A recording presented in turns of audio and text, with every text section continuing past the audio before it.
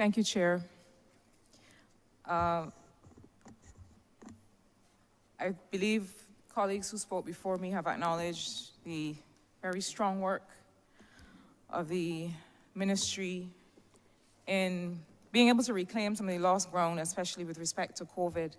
Really, the very strong rebound and growth that we have seen has been driven by this sector that some would want us to abandon. And I think that, as others have said before, it's important to acknowledge the contribution of the sector. And while we do work on developing new kinds of industries, that we also make sure that we invest in the industries that are the natural competitive advantage for our country. Now,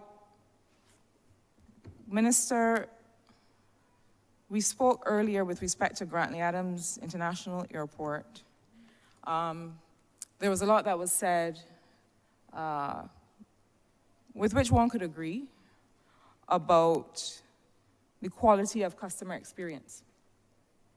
And at that time, it was acknowledged that, for example, the Immigration Department has really done tremendous work in being able to modernize and improve that experience.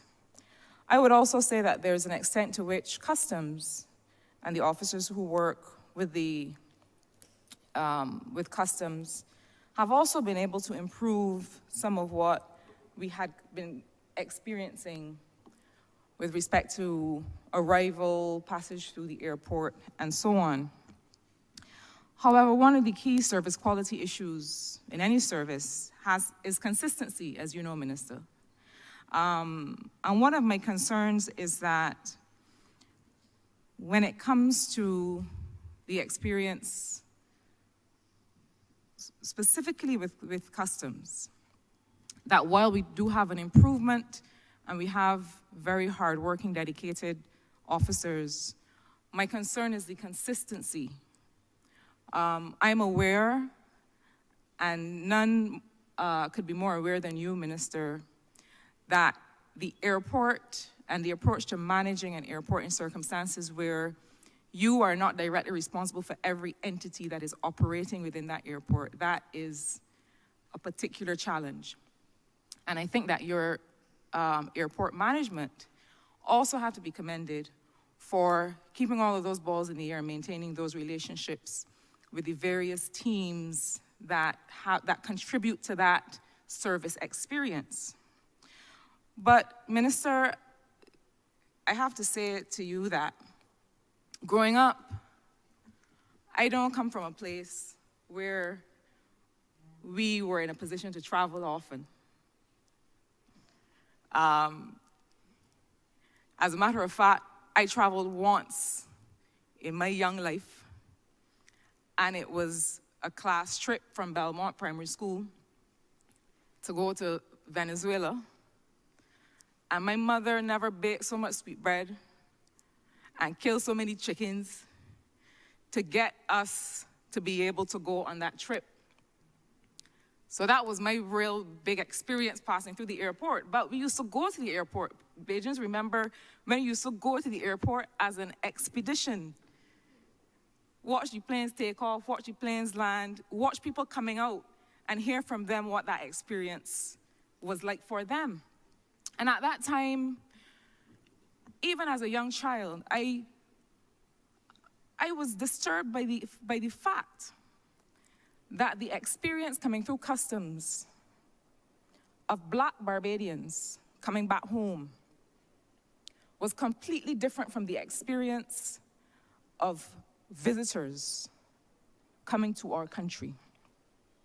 Minister, this is the year 2024. There are all kinds of national security concerns with which we must concern ourselves. That is given. But some years later, as a grown woman coming back through the airport in December of 2023, I would not expect to experience the same kind of bifurcation that I saw happening as a child. Minister, the Ministry of Finance, the government of Barbados, have set up certain things to ensure that when it comes to expenditure on items originating outside of Barbados, I dare say that they're perhaps getting their due. There's a foreign exchange tax that we all now see when we make a purchase. There are other ways that my colleague neighbor sitting beside me and the Ministry of Finance have found to be able to work with online platforms to make sure that they're able to capture, rightly so, taxes at different forms of making certain purchases. I know that the small revenue that Customs is getting from causing Barbadians arriving home, or Barbadians arriving home from holiday, or Barbadians coming back from business trips, or other people that are not Barbadians, but they may determine, look, Barbadian enough to send through a red line. When they send other people directly through a green line with not a question asked. And worse, the Barbadians that are coming through the red line, I understand the national security issues, those kinds of checks should continue, but there's a way for them to continue. I know that the revenue that they're getting from a grandmother that bring back some sneakers for her little granddaughter, the revenue that you are getting from that exercise of wading through a person's personal effects in full sight of the arrivals hall is not enough to warrant the indignity of that exercise. Minister, I know you are looking back because you are asking, well, why are you posing this question to me? And you may be looking at my neighbor. And he and I have had this conversation. But the real question is, to what extent have you or will you, and again, I don't want to give the impression that this is the consistent approach. It is the approach that we see in pockets when coming through the airport in 2024. So, Minister, to what extent have you or will you settle with our colleagues and friends at Customs a set of policies, a set of standards that relate to the customer service experience of all people coming through our Grantley Adams International Airport? Thank you very much, Honorable Member. Perhaps you were with me, I believe it was less than a week ago, when I was coming through the Grantley Adams International Airport, and as you know, I have to travel on government business. And perhaps you were with the Permanent Secretary and the Director of PR when they were coming through last week. When I believe the Permanent Secretary had to remind them, coming through with just a carry-on that she traveled with, that she too was a public officer and that she only had a carry-on. I identify with what you're saying.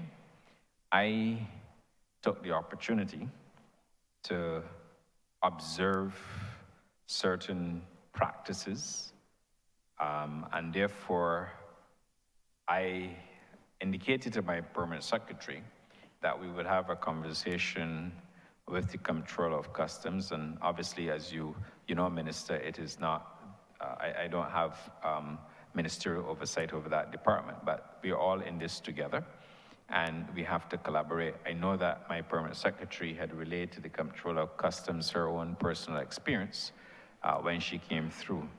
I will say that the Comptroller is very responsive when our feedback is given, and I commend him for that because it is necessary. We have to be careful as we build out a destination that we do not create unnecessary problems for the traveling public. We are oftentimes faced with situations where we get complaints from individuals who say, well, they're just coming here on vacation. All the security clearances would have been observed either at the port of origin or when your bags come through, obviously with all the security features that we have to do in the back end, because we have to do that to protect the destination. So what I will commit is that, and subject to the approval of the line minister, is that we can perhaps form a task force with the chief, the Comptroller of Customs, to see how best we can look at this issue. They have their job to do, and we have to respect them. But at the same time, I understand some of the concerns that you've raised, and you also position your comments within the context of national security. I use the example when we travel and we are going through Miami.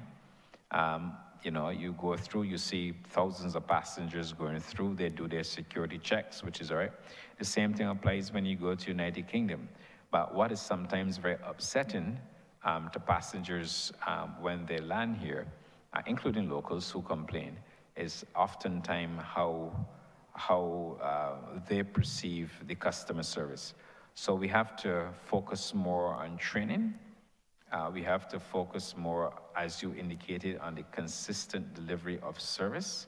And you can ask people questions. It depends how you frame them, and then in order to get the response. So I agree that it is a total process improvement. As you said, the Immigration Department, their systems work well, and they're to be commended for all the work done by the former Chief Immigration Officer there as well. And we also have, and we're improving the baggage. So yes, we have to improve additional systems to ensure we have that consistent delivery of service as it relates. But you may sense in my tone that I'm treading very cautiously, because I do not disrespect political lines and authority.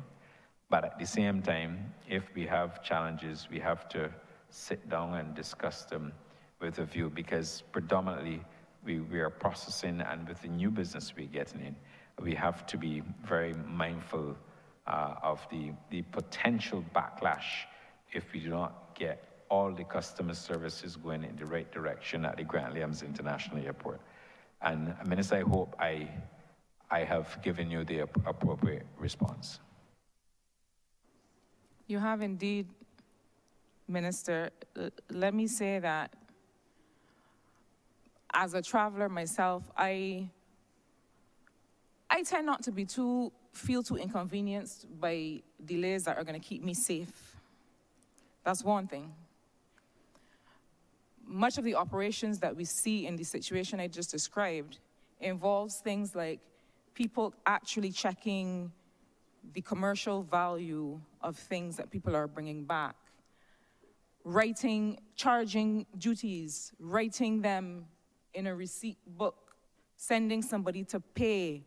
There's a line stretching as far back as the eye can see while all of this is happening, while one person is walking from one place to the other with this receipt book and trying to get it.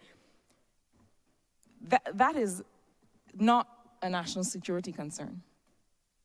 That is an efficiency operation that can be improved on the one hand, but on the other, there are issues that I mentioned earlier that suggest that the targeting for that process is problematic in a country with the history of Barbados. And that too must be addressed by all of us, not just by you, Minister. So I thank you for the thoughtful response. Sticking with the issue of the airport and the planned redevelopment, my second question is very straightforward. There are many people who see this redevelopment as holding great potential for small business. There are some small opportunities already. I hope I will be allowed to mention Carrington Rum Cream that is already established at the airport and doing good business and comes from a little place you all might know called Carrington Village. And so we see that the airport and that the sector is trying to encourage small business. But the questions that I am getting from many of my constituents is what will be the future opportunities for commerce by small business people through not just the airport, but also arriving vessels. So to the seaport as well. The other day I was at a meeting at BIDC, Export Barbados, stone's throw away from the port, looking across and realizing that while BIDC works so much on developing local products, you almost wish that you could take some of them up and throw them across to land on the cruise ship, because that might be the only way that we get them there. What do you consider, Minister, to be the strategy, or what is the strategy that you have, not just for this kind of approach where a person has product physically located at the airport for a temporary display, but what are the opportunities through the airport redevelopment and as well in terms of cruise that will give small businesses an opportunity in this country? Thank you very much, Minister, Honourable Member. I will also ask the CEO of the Grand Rapids International Airport to weigh in here. But suffice to say, I must tell you that the management at the airport, they've done an outstanding job in bringing a lot of small business owners into even the departure area where you check in.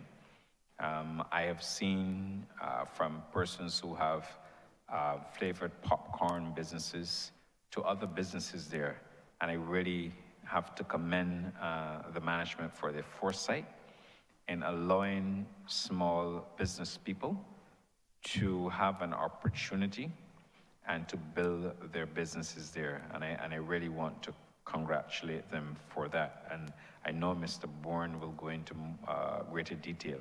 In respect of the seaport as well, there's a cruise terminal. As you're aware, the port took responsibility for the cruise terminal. The port spent close to $1 million on that facility. There are opportunities in there, there are small business persons in there in addition to other shops who are there during the cruise season.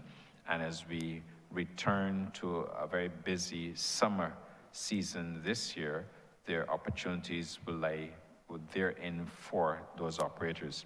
In respect of the airport redevelopment, a number of the concessionaires that we have at the airport will continue. They have contracts, and those contracts will have to be honored.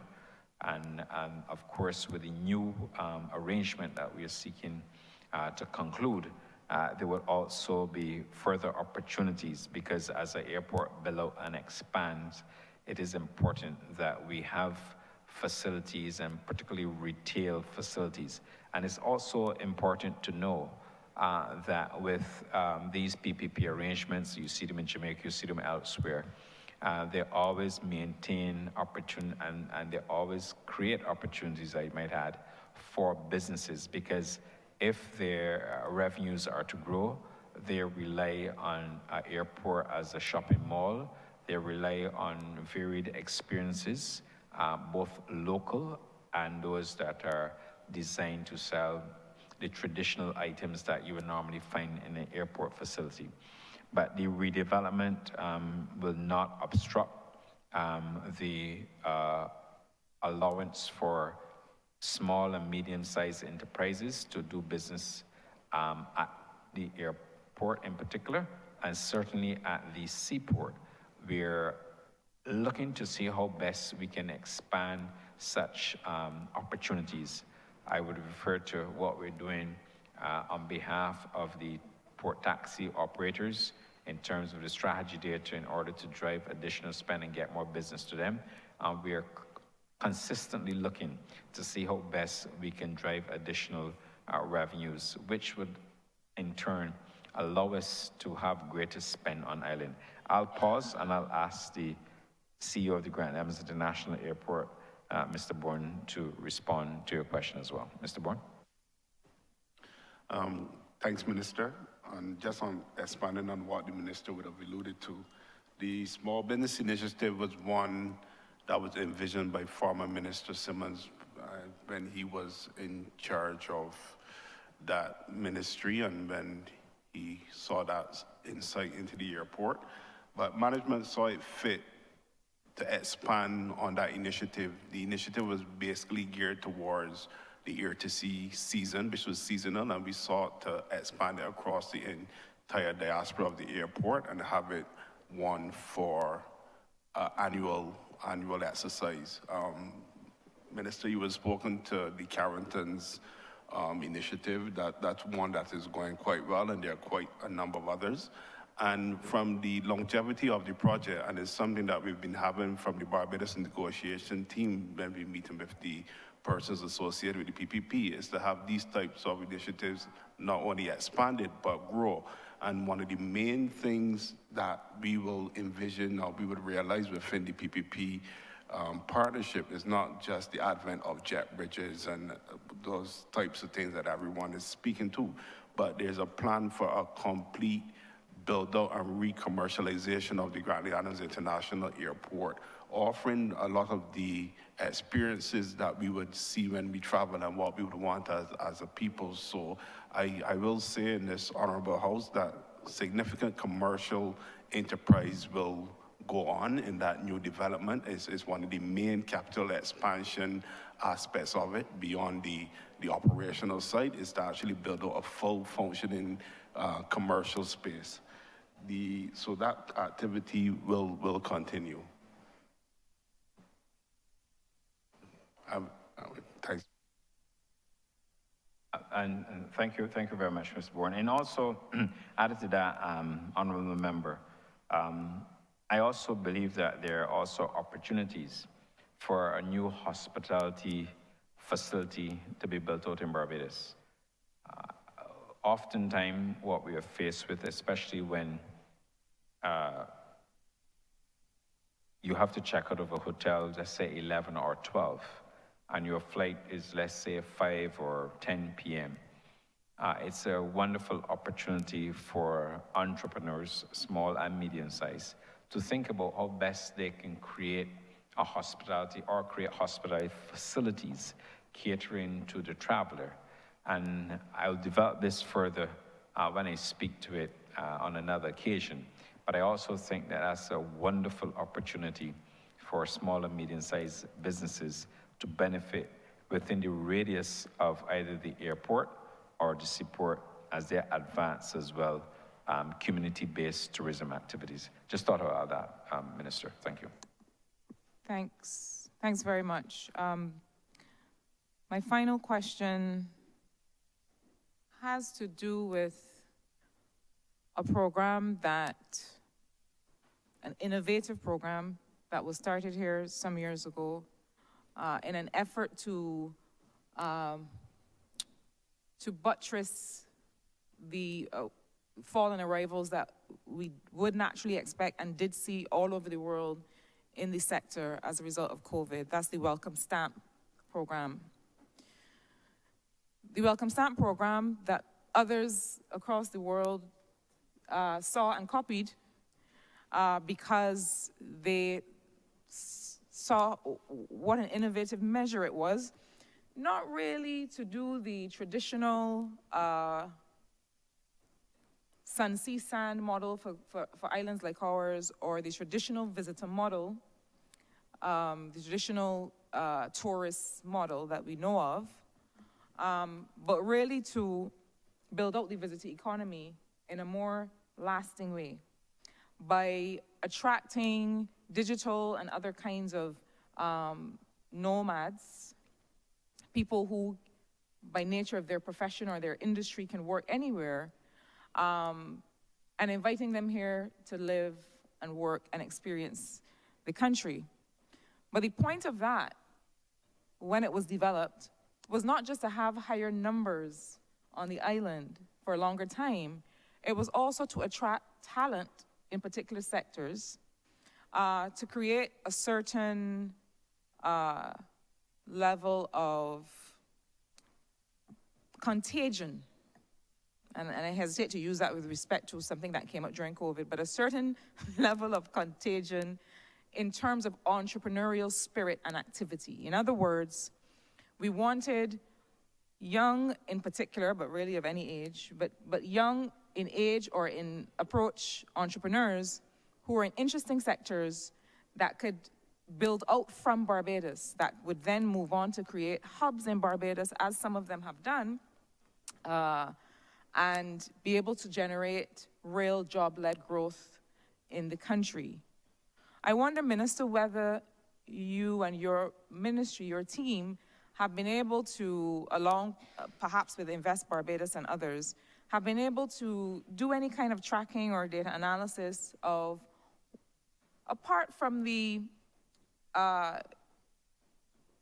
dollars and cents of the exercise, of the visits themselves, to do any kind of analysis in terms of what was the more far-reaching economic impact of having those individuals come and live and work here in Barbados in the sectors that they did. I know of many who work in the technology sector,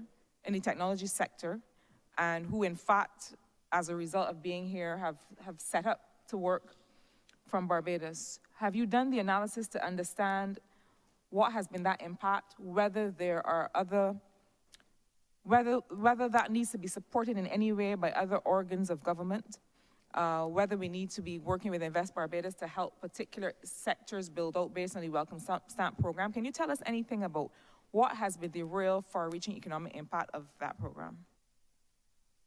Thank you, Honourable Member. I'll ask the CEO of the BTMI to speak to some of those issues. I know that we have a dedicated officer within the ministry, within the Barbados Tourism Marketing Inc., who works very closely in conjunction with Invest Barbados. What I can tell you that since the program was launched, and it was launched long before I became minister, I believe it was in 2020, we've had a total of 8,359 applicants, including spouses and dependents. And these applicants varied from, when you look at the type of applicants, would have ranged from 65% being the individual to 35% being in the family units.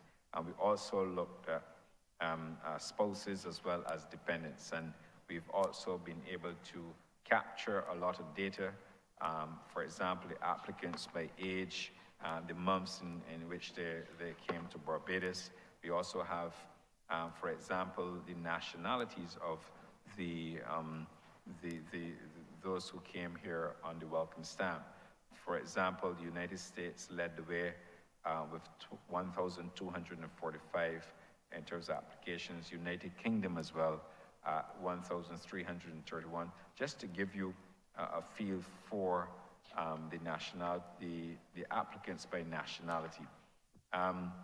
In terms of the top applicants, as I indicated, out of the United States, and of course, what we were able to do is to create a lot of data from the applications that we would have received.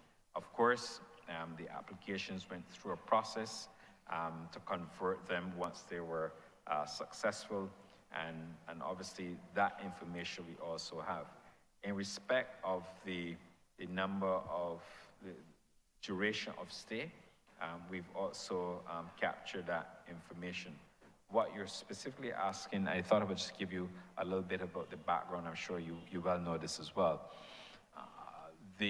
For us, we have seen, I know that the Chief Executive Officer of the BTMI Acting is currently working with one such person who came here on the welcome stamp, who is very well known in the technology world, who worked for one of the top, if not the top, this company, technology companies in the world, and as a result of that relationship, that person has been able to give us a lot of advice and guidance, and I know that it's still a work in progress with respect to that particular. What we have to do is that we have to find a way now of connecting and driving more of that through Invest Barbados. I don't want to speak for Invest Barbados, but simply to say that the skills that came to Barbados and continue to come to Barbados because the program has been extended is an opportunity for us, as you've indicated, for us to look to see how best we can utilize some of these skills that come with the Welcome Start to help us improve Barbados. And oftentimes there are persons who are also willing to donate some of their time, some of their services to help build out what we have here because they really like the country and they enjoy the country. Another area for us, which is very, very important, is the word-of-mouth advertising, often engineered by persons who come to Barbados on the Welcome Stand. I've had an opportunity to meet some of these persons when they attend cocktail functions or other related functions or when they call the office. And they would tell you immediately how much they love Barbados, but more importantly, how many persons they have encouraged to come to Barbados. And that's what I meant by word-of-mouth advertising. It helps the destination, and it's something I believe that we can grow. I'll pause and I'll ask the Chief Executive Officer of the BTMI to give further clarity to the question that you've asked. Thank you. Thank you, Minister. Continuing from the comments of the Minister, what we have found is once the Welcome Stamp program was birthed during the pandemic, it still remains relevant to some sectors and to some source markets. To that end, in 2023, we still saw over 400 persons being approved and actually arriving on island as a part of the program. So I just wanted to make sure that we are aware that the program still remains relevant despite the changing times. To that end, what we have done was to refine our tactical approach in attracting people to sign up for the Welcome Stamp and to be aware of what the benefits are to them coming to Barbados to live and work from here. We have assigned a dedicated officer. We now have a Welcome Stamp manager who sits in the BTMI. And working with the marketing team, we have been able to identify those specific sectors. I know the honorable member spoke about technology, but there are other sectors such as accounting, financial services, and also some within the arts that have made their way to Barbados to work remotely. And we have been ensuring that where there are conferences and where there are a meeting of the minds, that we are there to have a presence to make sure that the Welcome Stamp is promoted directly to those persons, let them know of the opportunities that exist here. On island, we've also made sure that we stayed connected with the on-island community because the Welcome Stampers who are here have formed their own community and they interact with each other, sharing experiences and new places and new developments on island amongst themselves. And we have been able to become and make sure that we stay a part of that community so we can stay in touch with what's happening and make sure that we always feel the pulse of the persons here.